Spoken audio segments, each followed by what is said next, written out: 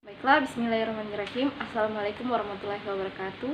Perkenalkan, nama saya Dina, Spanduk 20660003, Prodi Pendidikan Bahasa dan Sastra Indonesia, Universitas Al-Herat Palu. Di sini saya akan meresensi novel yang berjudul 5 cm untuk melengkapi tugas terakhir psikosastra dari Bapak Al-Afandi SPD MPD yang ditulis oleh Doni Dirgantoro dan diterbitkan pada Mei 2005 di Yogyakarta. Novel ini terdiri dari 381 halaman dengan genre fiksi dan pernah menjadi salah satu novel bestseller pada masanya karena ceritanya yang cukup menarik. Baiklah, adapun sinopsis dari novel 5 cm, yaitu novel ini menceritakan tentang perjalanan 5 orang sahabat yang bernama Ariel, Zafran, Riani, Ian, dan Genta. Mereka semua pada dasarnya adalah anak baik-baik yang sangat suka film, musik, chatting, ngobrol, suka khilaf, dan suka nyela. Semuanya juga film, mulai dari film Hollywood dan film-film Indonesia.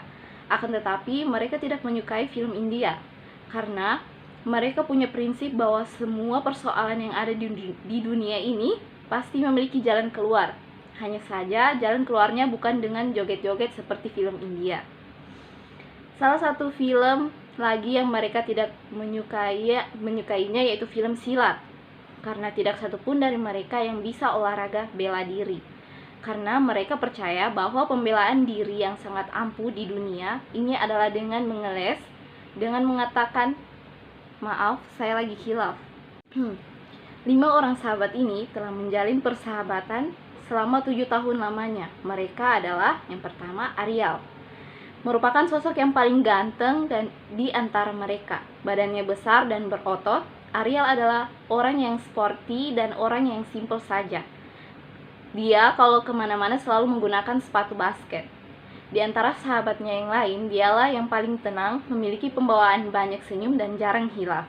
Yang kedua, Riani, merupakan satu-satunya wanita di antara kelima sahabat itu. Riani menggunakan kacamata, cantik, cerdas, dan seorang NACH sejati. Riani adalah seorang aktivis di kampusnya. Siapa saja dan apa saja pernah berdebat dengannya, karena dia banyak membaca dan banyak belajar, sehingga wawasan yang ia miliki sangatlah luas. Yang ketiga itu Zafran, merupakan seorang yang suka membuat syair dan selalu bimbang. Zafran adalah orang yang akan bilang apa saja yang dia mau bilang alias frontal. Karakter Zafran agak seklek, tapi kocak kalau udah ketemu sama Riani. Badan Zafran kurus dengan potongan rambut yang gondrong samping dan depan saja. Yang keempat yaitu Ian, merupakan seorang yang mempunyai postur badan yang gendut. Ia salah satu penganut sekte 442 yang sangat fanatik.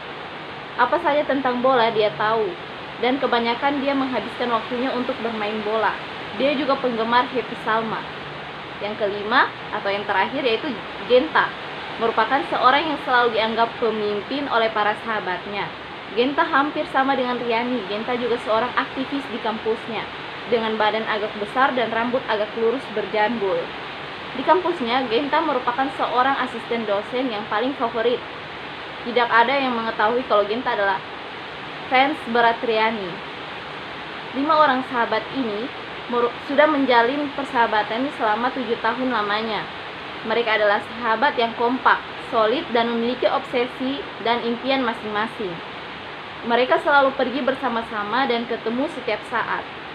Suatu ketika, mereka merasa jenuh dengan aktivitas yang mereka lakukan setiap hari, sehingga mereka membuat keputusan untuk tidak bertemu selama beberapa bulan.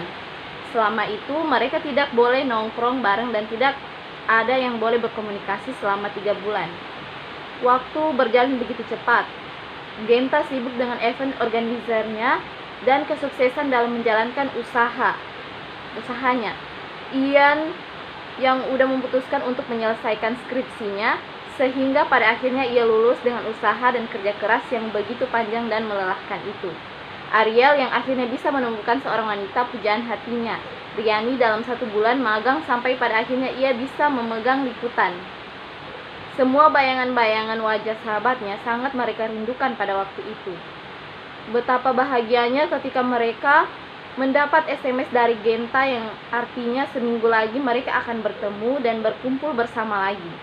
Mereka bertemu di stasiun Pasar Senen dan akhirnya rasa kangen dan rindu mereka dapat terobati. Setelah semuanya berkumpul, tiba-tiba Riani mengeluarkan sebuah pertanyaan. Kita sebenarnya mau kemana sih? Di dalam kereta ekonomi Mata Ramaja, Genta menatap tajam ke arah teman-temannya dan berkata, kalau nanti kita sampai di puncaknya, berarti kita berada di tanah yang paling tinggi di Pulau Jawa. Kereta ekonomi Mata Ramaja sudah tiba di stasiun Kota Malang. Mereka mencarter sebuah angkot yang mengantarkan sampai Tumpang. Selanjutnya mereka melanjutkan perjalanan dengan menggunakan jeep. Hampir sekitar 10-15 orang dapat ditampung oleh mobil jeep tersebut dengan keadaan berdiri. Selama dalam perjalanan, mereka melihat pemandangan yang sungguh menakjubkan dan luar biasa indahnya. Siapa saja yang melihatnya pada waktu itu pasti akan mengatakan hal yang sama akan keindahannya. Sekian dari sinopsis novel 5 cm yang telah saya ceritakan. Adapun kelebihan novel 5 cm yaitu ceritanya sangat menarik, penuh semangat, kebersamaan, dan petualang.